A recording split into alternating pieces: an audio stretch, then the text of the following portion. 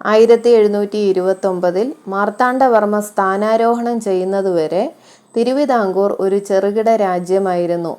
കേരളത്തിലെ പൊതുവായ രാഷ്ട്രീയ ജീവിതത്തിൽ ഈ രാജ്യത്തിന് യാതൊരു സ്ഥാനവും ഉണ്ടായിരുന്നില്ല. ഇന്നത്തെ വീഡിയോയിൽ മാർത്താണ്ഡവർമ്മയുടെ ജനനത്തെക്കുറിച്ചും തിരുവിതാംകൂറിൻ്റെ ഉദയത്തെക്കുറിച്ചും മനസ്സിലാക്കാം. തൃപ്പാപ്പിൽ രാജവംശം വളരെ പുരാതനമായിരുന്നുവെങ്കിലും പറങ്കികളുടെ കാലത്തും ഡച്ചുകാരുമായുള്ള ബന്ധത്തിൻ്റെ ആദ്യത്തെ അരശതാബ്ദത്തിലും കേരളത്തിലെ രാഷ്ട്രീയ കാര്യങ്ങളിൽ അവർക്ക് യാതൊരു സ്ഥാനവും ഇല്ലായിരുന്നു. തിരുവിതാംകൂറിൻ്റെ ശിഥിലമായ അവസ്ഥയും രാജകുടുംബത്തിലെ പല ശാഖക്കാർ തമ്മിലുള്ള വഴക്കുകളുമായിരുന്നു അതിന് കാരണം. തൃപ്പാപ്പിൽ രാജകുടുംബത്തിൽ 5 ശാഖകളിൽ ഒന്ന് മാത്രമായിരുന്നു വേണാട് അഥവാ തിരുവിതാംകൂർ. മറ്റുള്ളവ ദേശിങ്ങനാട് അഥവാ കൊല്ലം, ഇളയടത്ത് സ്വരൂപം അഥവാ കൊട്ടാരക്കര, ആറ്റിങ്ങൽ, നെടുമങ്ങാട് എന്നിവയായിരുന്നു. ഇടവ മുതൽ തോവാള വരെയായിരുന്നു വേണാടിൻ്റെ അതിർത്തി.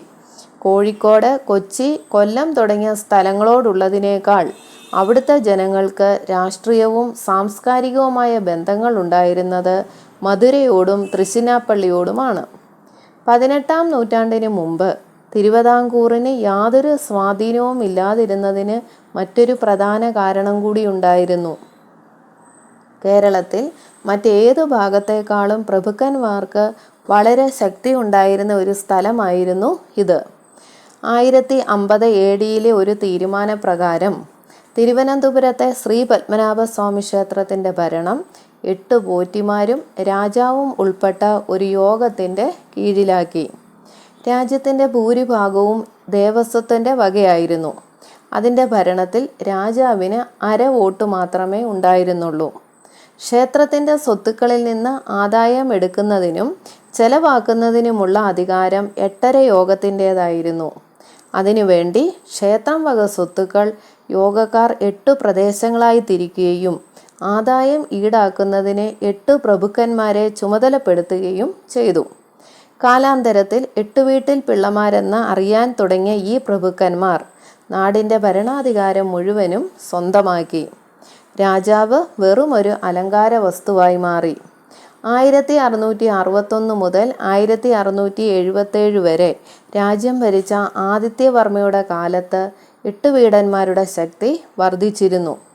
രാജകൊട്ടാരം തീവച്ച് നശിപ്പിക്കുകയും രാജാവിനെ വിഷം കൊടുത്തു കൊല്ലുകയും ചെയ്തു. അങ്ങനെ പ്രഭുക്കന്മാർ സർവ്വ അധികാരികളായി. ഈ അരാജക അവസ്ഥ നിലനിൽക്കുമ്പോഴാണ് ഒരു ചെറിയ കുതിരപ്പടയുമായി ഒരു മുഗല യോദ്ധാവ് തെക്ക് വന്നത്. എതിർപ്പുകളൊന്നുമില്ലാതിരുന്നതുകൊണ്ട് അയാൾ തിരുവനന്തപുരത്തേക്ക് നീങ്ങുകയും പട്ടണത്തിൻ്റെ പരിസരങ്ങളിൽ സ്വന്തം അധികാരം സ്ഥാപിക്കുകയും ചെയ്തു. ആക്രമണകാരിക്ക് തലസ്ഥാനം ഒഴിഞ്ഞുകൊടുത്തുകൊണ്ട് റാണി രക്ഷപ്പെട്ടു. രാജാധികാരം കൈവശപ്പെടുത്തിയിരുന്ന പിള്ളമാരാകട്ടെ ആക്രമിയെ എതിർക്കാൻ തയ്യാറായില്ല. എന്നാൽ റാണി സഹായം അഭ്യർത്ഥിക്കുകയും ഉത്തര കേരളത്തിലെ കോട്ടയത്ത് നിന്ന് കേരളവർമ്മ എന്നൊരു തമ്പുരാൻ രക്ഷയ്ക്കെത്തുകയും ചെയ്തു. രാജകുടുംബത്തിലെ സേവകന്മാരിൽ നിന്ന് ഒരു ചെറു സൈന്യത്തെ സംഘടിപ്പിച്ചുകൊണ്ട് അദ്ദേഹം മുഗിലനെ ഓടിക്കുകയും രാജ്യത്തെ രക്ഷപ്പെടുത്തുകയും ചെയ്തു. വിജയലഹരി തലയ്ക്ക് പിടിച്ച കേരളവർമ്മ രാജകീയ അധികാരങ്ങൾ ഏറ്റെടുക്കാൻ തുടങ്ങി. അതിൽ ക്ഷുഭിതരായ പ്രഭുക്കന്മാർ സ്വന്തം കൊട്ടാരത്തിൽ വെച്ച് തന്നെ അദ്ദേഹത്തെ കൊലപ്പെടുത്തി. അരാജകത്വത്തിൻ്റെ നാളുകളായിരുന്നു പിന്നീടുള്ള ഏതാനും വർഷങ്ങൾ. ഈ സമയത്താണ് 1706 മാർത്താണ്ഡവർമ്മ ജനിക്കുന്നത്.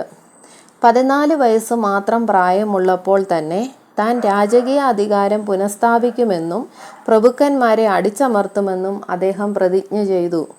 അന്ന് അദ്ദേഹം 2-ാം തമ്പുരാൻ മാത്രമായിരുന്നെങ്കിലും ഈ ഒരേ ഒരു ലക്ഷ്യത്തിനു വേണ്ടി പ്രവർത്തിക്കാൻ തുടങ്ങി. അദ്ദേഹത്തെ നശിപ്പിക്കാൻ പിള്ളമാർ പല ശ്രമങ്ങളും നടത്തി.